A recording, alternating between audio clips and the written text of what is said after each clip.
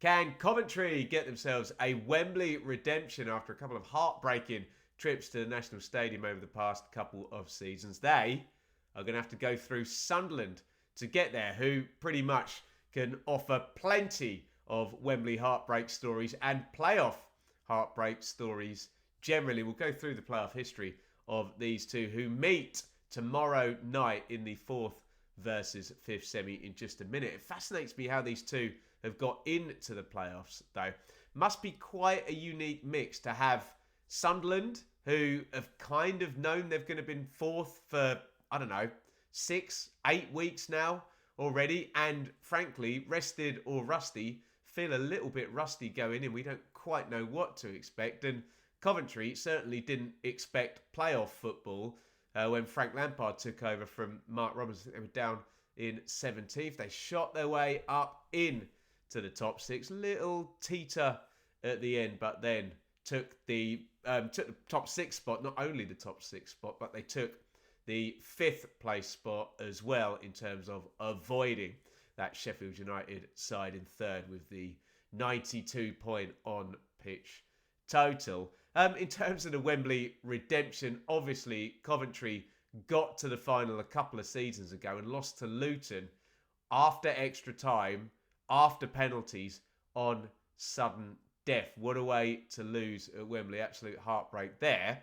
And if that wasn't enough, they went back in an FA Cup semi-final and had a very intriguing VAR offside call go against them, where that would have been the winning goal right in the last minutes of extra time as well. So they have not enjoyed trips down to Wembley. They have enjoyed playing Sunderland, though, in recent seasons. We'll look at the head-to-head in a minute. Sunderland, do I have to tell you about their playoff history? They did finally get themselves a win. I was there, actually, against Wycombe in the League One playoff final a few years back under Alex Neil. They'd lost under Jack Ross the season before. Since they've been in the Championship, they did get in the semis the first season they were up, and lost under Tony Mowbray to Luton, who went on to beat Coventry. 1 degree of separation always in the Championship. But I think everybody remembers going back late 80s. They played Newcastle, didn't they? Lost in the final to Swindon, but then Swindon didn't go up because of financial irregularities. There was the Mick McCarthy playoff defeat to Crystal Palace, I think. Joby's mate, Mikel Ligertwood, is that right? Scored the winning goal or the decisive goal in that one up at the Stadium of Light. And of course, probably the greatest playoff final of all time was fought between Sunderland and Charlton back in the late 90s, the 4-4. That went to sudden death penalties, Michael Gray missing. There was also a playoff final defeat in League One to Charlton, wasn't there? And a semi-final defeat to Lincoln. So Sunderland have been in their plenty, put it that way. They know their way around, but do they know their way to Wembley and up to the winner's box? These teams know each other very well. And I was very surprised. I just brought the head-to-head up here. Past 10 games, by the way, guys. No wins for Sunderland. Coventry have a really good record against Sunderland. And if there's no wins in the last 10, there's been no wins for Sunderland this season, despite Sunderland's brilliant start to the season. Look at that first one. That must have still been Mark Robbins back in November. A 2-2 draw. Isidore Sirkin, 2 first half goals. Wright, more from him in a minute, and Ruddock, more from him in 3 minutes, with the goals for Coventry. But there's the worrying one if you're a Sunderland fan, because this was not a long time ago. 15th of March. Look at that. This very fixture that we're playing on Friday at the CBS. Coventry 3, Sunderland 0. Anything like that and the tie is all but over. So straight up, head-to-head, not looking great for Sunderland this season, or kind of in the historical over the last 10. Let's have a quick little pause for the cause and a look at fantasy EFL playoffs. We're going to get back and look at managers and key men and the odds of this one. But first of all, please click the link in the description there. Follow the league code as well to go and play Fantasy EFL playoffs. As we're recording today, you still have time to get in for the first leg games. There's going to be a game for the first legs, for the second legs, and then for the final. So 3 chances to play. And look at those beautiful prizes there. You can win hospitality tickets on the opening day of next season.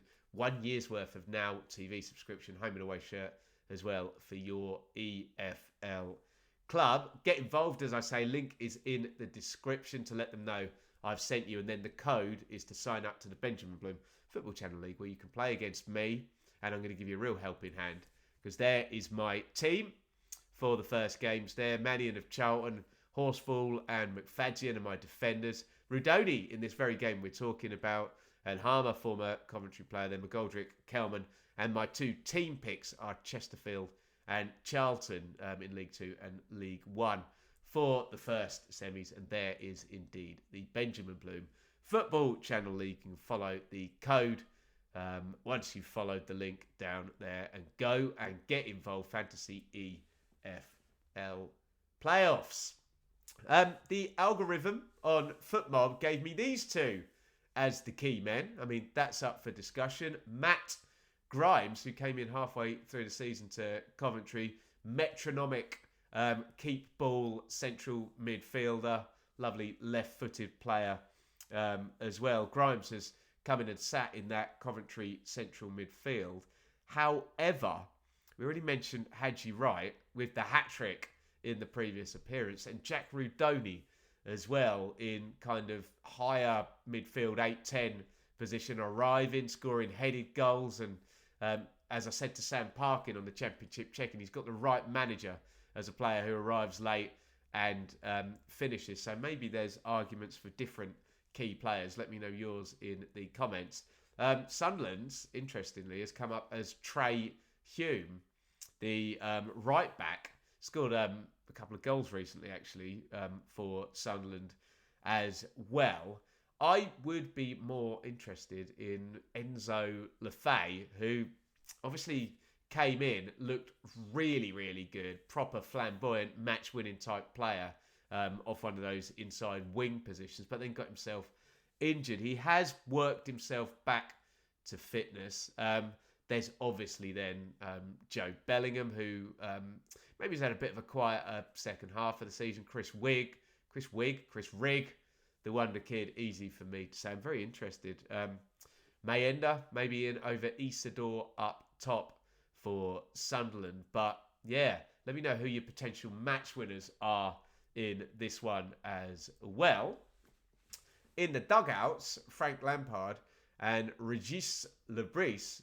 Lampard does have some playoff pedigree, but I don't know.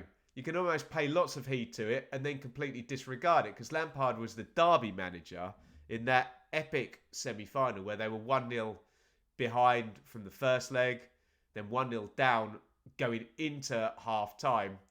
So 2-0 with basically 45 minutes. It was first half stoppage time before the mother of comebacks, the mother of collapses.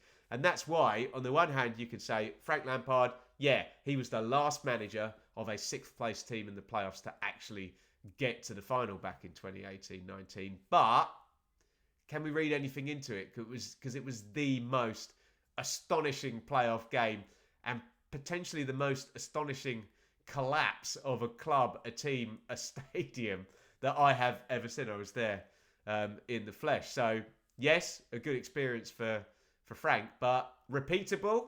I'm not entirely sure. He'd much rather be looking at the game in March that he won 3-0 over Régis Lebris. What has Lebris got up his sleeve here? Because there's obviously been a losing streak to end the season.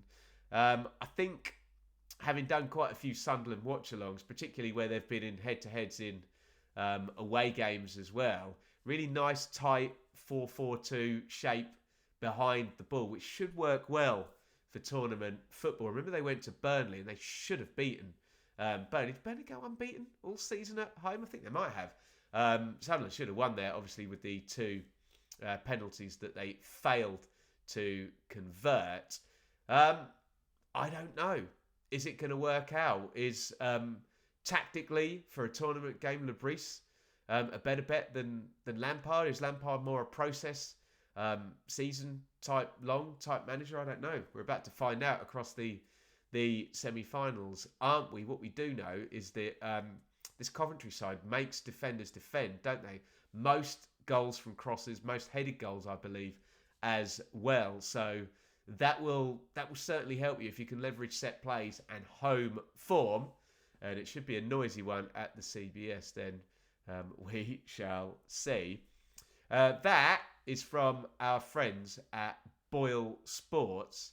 And you can see we do have a favourite in the first leg. Remember, that is the match betting, not to qualify for Wembley. So that would intimate that the market is going with Coventry in this first leg, which would greatly increase their chances of getting to Wembley for that Wembley redemption. It's more clear-cut than what we had yesterday, where Sheffield United are playing Bristol City. And do remember, in theory, if you're talking about league position, you do have the favourites essentially playing away from home here, but the market is not seeing it like that, and maybe league position less relevant. Well, it always seems to be less relevant in the fourth, fifth semi-final than it does in the third versus sixth. By the way, Sheffield United have been backed in a little bit since we had that all nice and even yesterday, and the market wasn't committing. The market is committing here to Coventry to go up to the Stadium of Light with a lead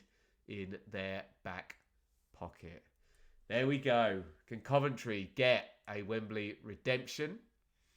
Quite possibly this season. They've got to get there first. They've got to get through Sunderland, and we will be across this tonight as we're recording, and tomorrow night are the first two legs of the play-off semi-finals. And I'm really pleased, as I whack my hand against the mic, to say that I'm going to be on the Sportsman show immediately after my live streams as well, talking to Gab Sutton and Simon, whose surname I can't remember, who hosts on there, and Ollie from Sheffield United Way as well. That's going to be for the one tonight. Not entirely sure who's on after Coventry versus Sunderland, but you can certainly, if you're watching my stream, we'll get that all publicised and can hop on to the second one. It's going to be a great couple of nights of player football. I'm going to put my two streams up there so you can give yourself a reminder to come and join us for the tension, for the madness, for the chaos, the carnage that is the EFL playoffs. Bring it on.